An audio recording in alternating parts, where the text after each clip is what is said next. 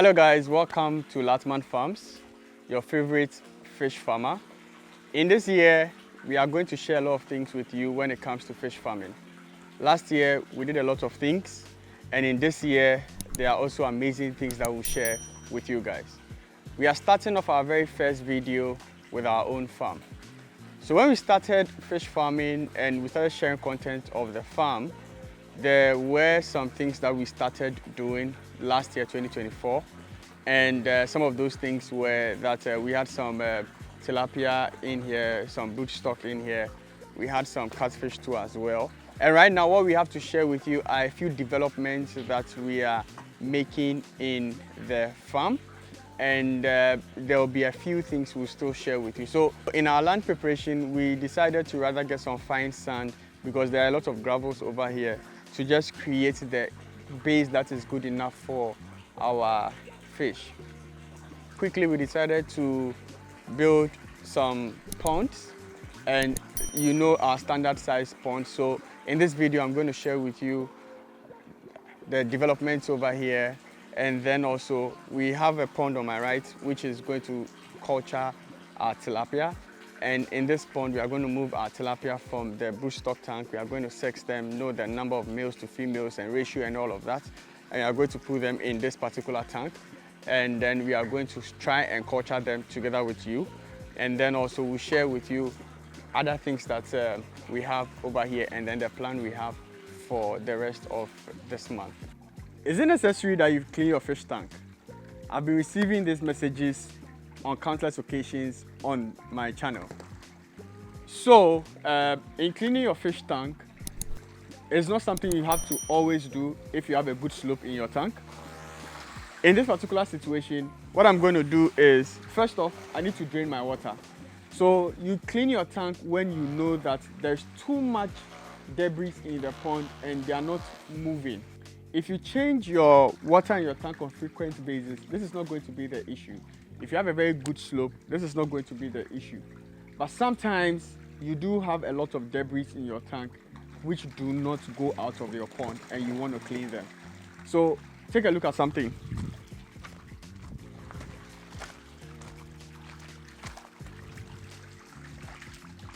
The debris I have over here are never going to be washed away, no matter what we do, unless you scrub the tank.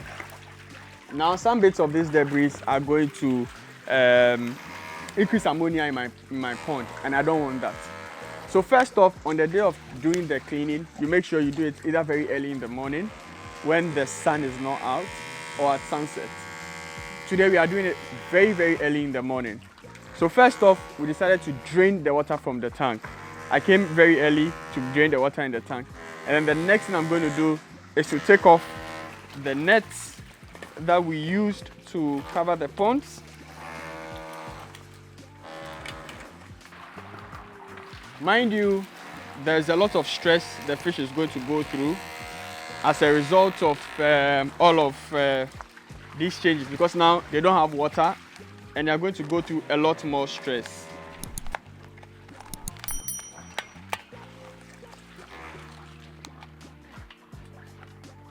So just a quick rule of thumb that you can use. You know, sometimes you can't always tell people that clean your tank every month or whatever. So what you do is, when you realize there is a lot of debris in your pond and they are not going, that is a good time for you to clean. Now, when your fish are very small, like when you stock them in the first month from juvenile size, month 1, month 2, month 3, you don't see this so much. But between month 3 to month 4, you may see what we are having over here, and then you may need to go in and clean. And you know, going into your pond on a frequent basis is not a good thing to do. You can introduce a lot of things into the pond. So to do this cleaning, we have a few things over here I would like to show to you. First off, I have my salt solution over here. You know, we do a lot of sterilizing with the salt. And I wore a trouser. I didn't want, this is my working gear. I didn't want a lot of the water in the pond to splash on my body.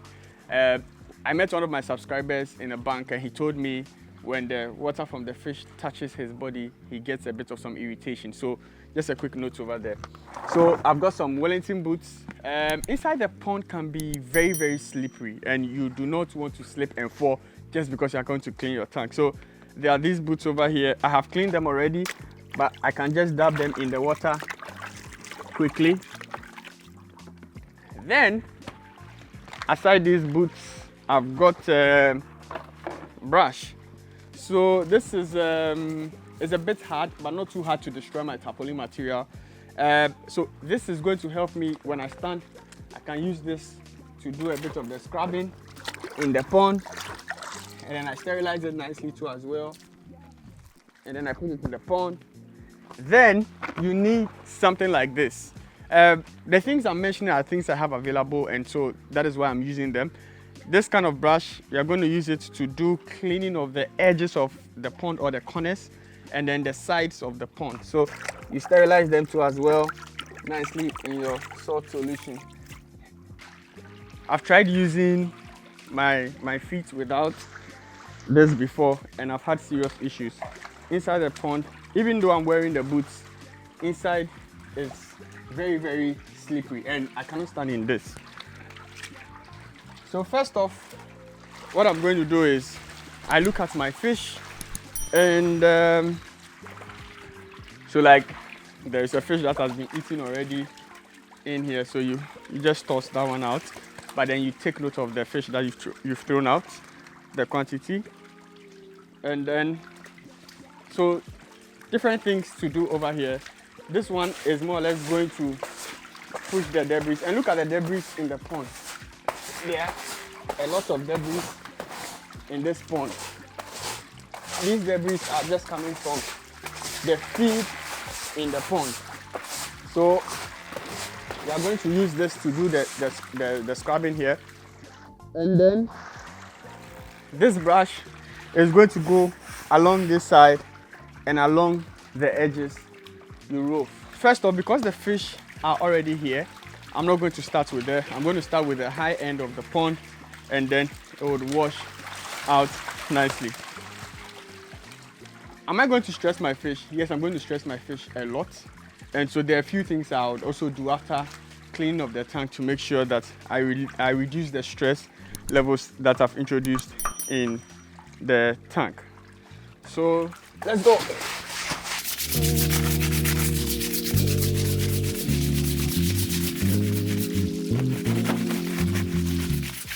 And mind you, when we are through with this and we harvest the fish, what we'll do again is we'll do another cleaning, preparing of the tank, and sterilizing it all over again.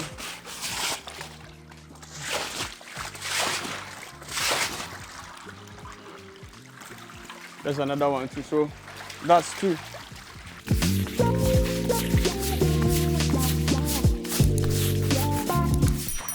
And truth is, this can be one of the most difficult tasks you ever do in your farm. Here.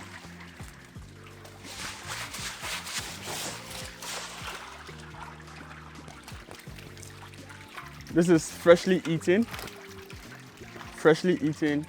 and this is carcass number 4.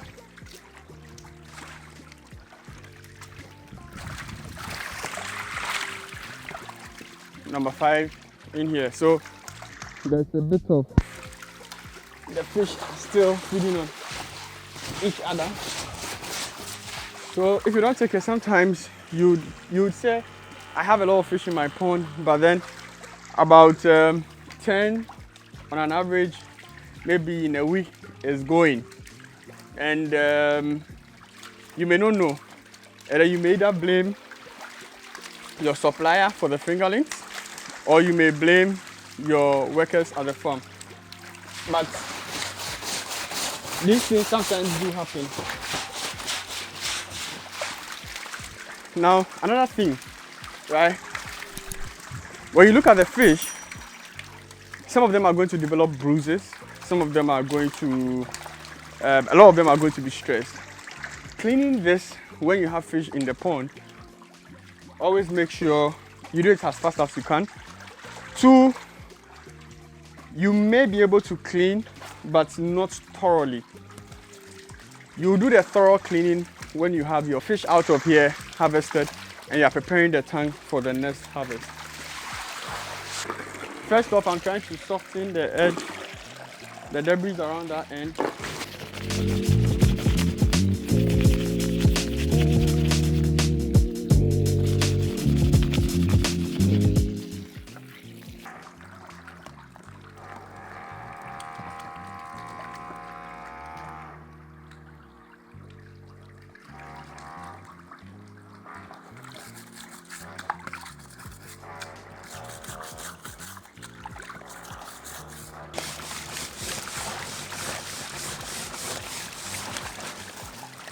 The next thing I'm doing is, generally, where there are a lot of fish like this, I don't need to really worry myself with that area.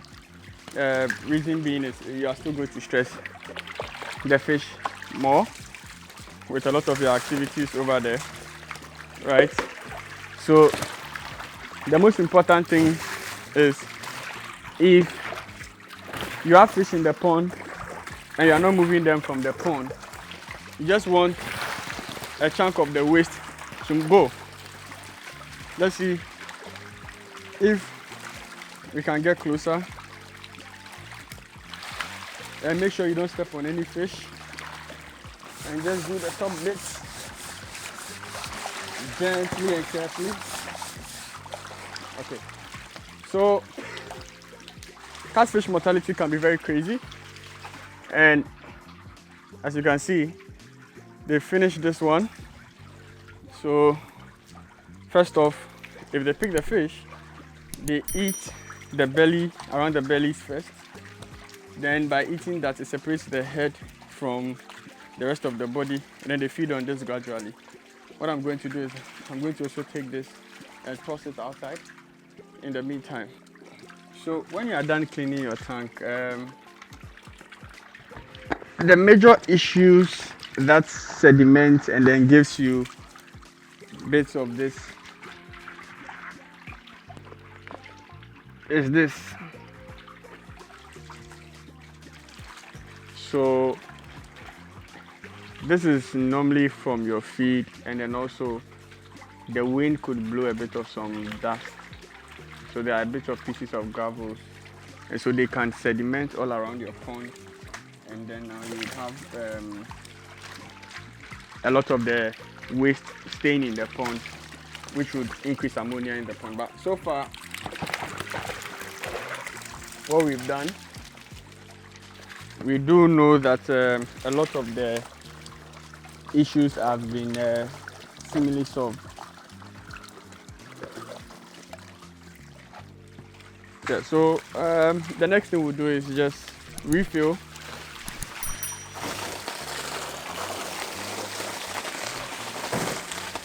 So just for a couple of minutes, you can allow fresh water enter the pond while the outlet valve is open.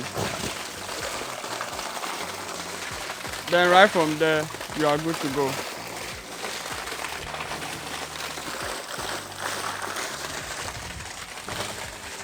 We'll bring you a video because these guys, we are going to harvest them and smoke them. So we'll bring you a video that will show you the entire process. So those of you guys who are farming and you want to sell your fish smoked, you see how to go about it as well. So my job in this tank is done and I'm out.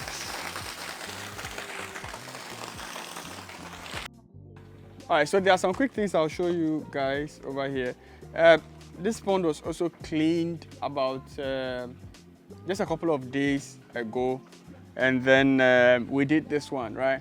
So if you look at this tank, just after a few days, look at the water. The water is very, very brown. When you clean your tank, first time, you know, you find your tank being very, very green at the initial stages, and then before you clean them, when you clean the pond, you've taken out a lot of the algae, the sediments and what have you. So when you put in fresh water, it would look maybe as neat as this, and then after a couple of days, it would reset to what we have over here. It doesn't mean the bottom of the tank is not okay, but then the idea was to remove a bit of the solids from the tank. And now what we have to do is to feed them.